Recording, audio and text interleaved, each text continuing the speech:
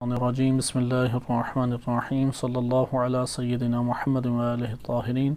غالیوں کے بارے میں ائمہ اہل بیت علیہم السلام کی احادیث معتبرہ و صحیحہ آپ کی خدمت میں ذکر کی جا رہی تھی۔ حدیث نمبر 16، یہ حدیث بھی آپ کی خدمت میں رجال کشی سے ذکر کی جاتی ہے۔ اس کتاب کی حدیث نمبر یہ حدیث نمبر 45 بنتی ہے۔ اس حدیث کو حسن وشاہ نے بعض اصحاب سے نقل کیا ہے کہ وہ کہتے ہیں کہ امام صادق علیہ السلام نے یہ فرمایا۔ امام صادق فرماتے ہیں کہ من قال بأننا انبیاء، جس شخص نے یہ بات کہی کہ ہم 12 ائمہ علیہم السلام یا ہم میں سے کوئی ایک بھی وہ نبی ہے، فعلیہ لعنت اللہ، تو اس شخص کے اوپر اللہ کی لعنت ہو۔ ومن شک فی ذالک، اور جس نے شک کیا کہ ہم میں سے کوئی نبی ہے یا نہیں، ہم 12 ائمہ علیہم السلام میں سے کوئی نبی ہے یا نہیں، جس نے اس بات پہ شک کیا،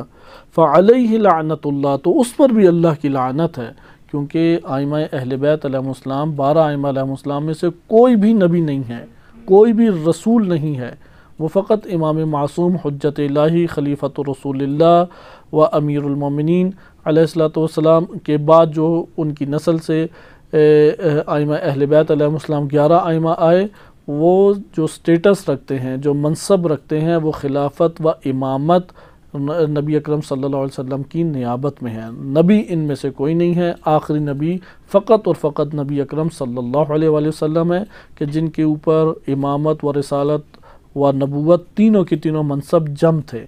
جمع تھے۔ نبی اکرم صلی اللہ علیہ وآلہ وسلم کے بعد نبوت اور رسالت کا دروازہ بند ہو گیا، وہ خاتم الانبیاء والمرسلین ہیں، اور جو یہ نظریہ اور عقیدہ نہیں رکھتا اور نبی اکرم صلی اللہ علیہ وآلہ وسلم کے بعد کسی کے بھی نبی ہونے کا قائل ہے، اس کے اوپر اللہ کی لعنت ہو۔ وصلی اللہ علی سیدنا محمد وآلہ الطاہرین۔